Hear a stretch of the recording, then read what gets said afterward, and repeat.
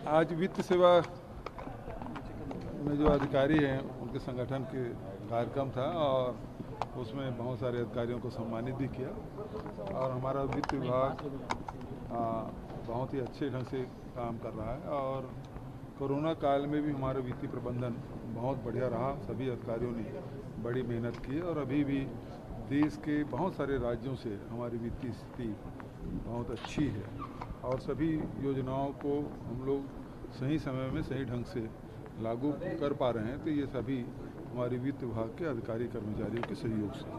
तो ये सम्मेलन था, सम्मान समारोह था, उसमें उपस्थित हुआ। सर, लगातार बीजेपी बजट आपके जो लोन है कर्ज को लेकर ही जिक्र करती है हर मंच पे। अब उनकी तो झूठ बोलने की आदत है। एक काम करिए, छत्तीसगढ़ सरकार के वित्तीय स्थिति निकाल लीजिए, भारत सरकार की वित्तीय स्थिति निकाल लीजिए, मध्य प्रदेश के निकाल लीजिए, उत्तर प्रदेश के निकाल लीजिए, वहाँ की वित्तीय व्यवस्था और हमारी छत्तीसगढ़ की वित्तीय व्यवस्था देख लीजिए। अभी पहला क्वार्टर है, हम लोग लोन नहीं लिए अप्रैल से जून तक के, लेकिन हमारे पड़ोसी राज्य मध्य प्रदेश में दो तीन बार हो गई उसको लोन लेते। तो और किससे आंकेंगे आप? वित्तीय व्यवस्था FRBM एक्ट है, उसका हम लोग पालन कर रहे हैं, जबकि FRBM एक्ट के हिसाब से भारत सरकार के दुगुना उससे भी पार कर गया। 3% रहना चाहिए FRBM एक्ट, तो वो तो भारत सरकार तो 7% उसका तो बढ़ा हुआ है। वो किस मुझ बात करते हैं हमारी वित्तीय व्यवस्था के बारे में, बल्कि ये है कि हमारे हिस्से का पैसा भारत सरकार नहीं दे रही है। ये बात बिल्कुल सही है।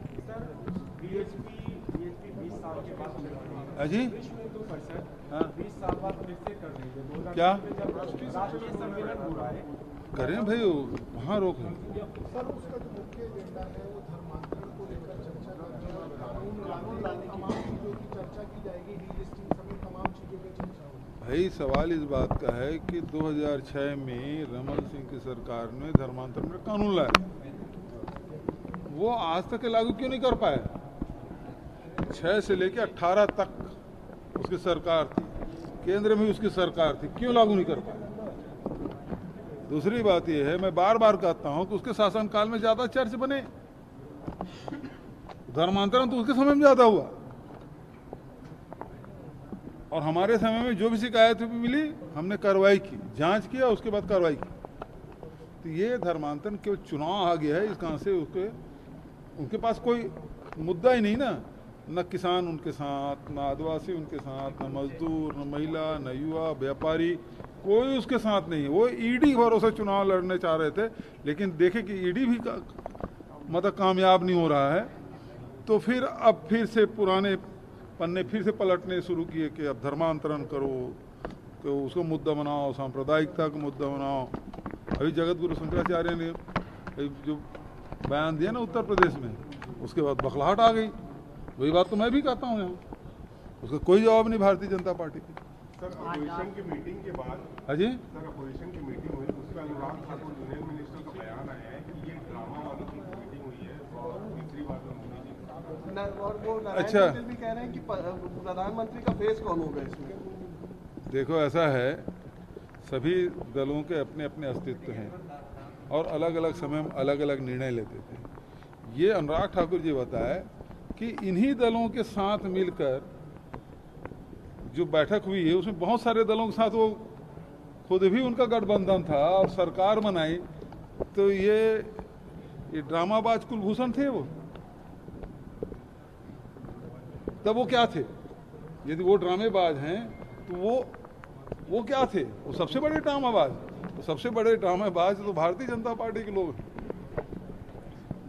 टारगेट किलिंग बीजेपी के केंद्रीय नेताओं को जहां बहुत मजबूत है कांग्रेस, वहां की जिम्मेदारी दी जा रही है, बस्तर गए, दूसरी आए। देखिए, ऐसा नहीं केवल छत्तीसगढ़ नहीं, वो जहाँ जहाँ चुनाव होते हैं वो सारे सब जगह जाते हैं। कर्नाटक भी जा रहे थे, मैं तो हिमाचल भी देखा, आसाम भी देखा, वो सारे नेता केवल इनका एक काम ही रहता है चुनाव, और चुनाव के बाद नहीं आते।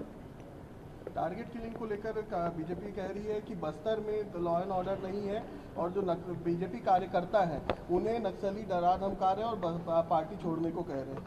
देखिए, एक चीज़ समझ लीजिए, बस्तर में 5 साल पहले क्या स्थिति थी, बस्तर में आज क्या स्थिति है। बस्तर के लोग दहशत में जी रहे थे,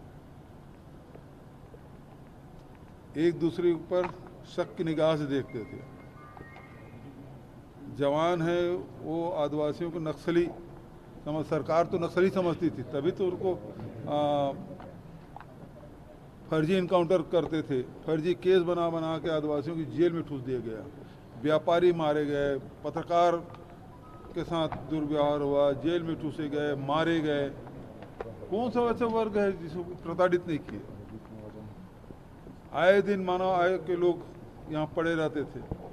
यहाँ पुलिस के अधिकारी से पूछ लीजिए, किसी भी पुलिस, वो हर कोर्ट में, लोअर कोर्ट में, सेशन कोर्ट में, हाई कोर्ट में, सुप्रीम कोर्ट में पुलिस वाले वो पेशिश में चलते थे, इतनी थी। और आज हमारे पुलिस के जवान हों चाहे अधिकारी हैं, वो शांत हैं, आदिवासी शांति से जीवन यापन कर रहे हैं।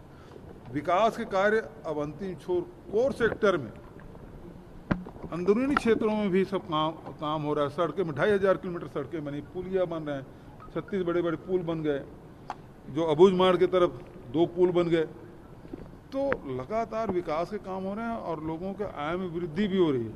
शिक्षा का प्रकाश अंतिम छोर तक पहुंच रहा है, स्वास्थ्य की सुविधाएं पहुंच रही है। ये किस बिना से बात करते हैं। सर, अमित शाह का बयान आया है घटनाएं कम हुई है, ना के बराबर और डेवलपमेंट हो रहा है। अब क्यों परेशानी हो रही है? अभी भी जो लगातार घटनाएं घट रही है उसका हिसाब कौन देगा।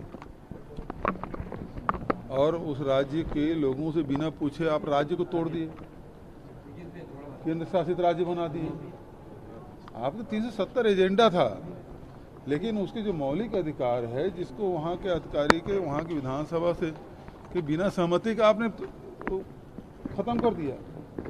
ये तो आपकी तानाशाही ना। उन्होंने कहा पहले जो मौत हुई वो 3 परिवार के कारण हुई है, गांधी उनको तो उनके साथ सरकार बनाने में अच्छा लग रहा था। तब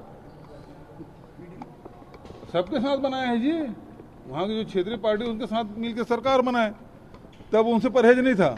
आज उसको परेशानी हो रही है क्योंकि उनके साथ नहीं है। ठीक है। नमस्कार, मैं हूं मानक गुप्ता। अगर आपको हमारा ये वीडियो पसंद आया हो तो इसे लाइक और शेयर जरूर करें, और हां, हमें सब्सक्राइब और फॉलो करना ना भूलें ताकि आप देश और दुनिया की कोई खबर मिस ना करें। तो जुड़े रहिए हमारे साथ और देखते रहिए News 24।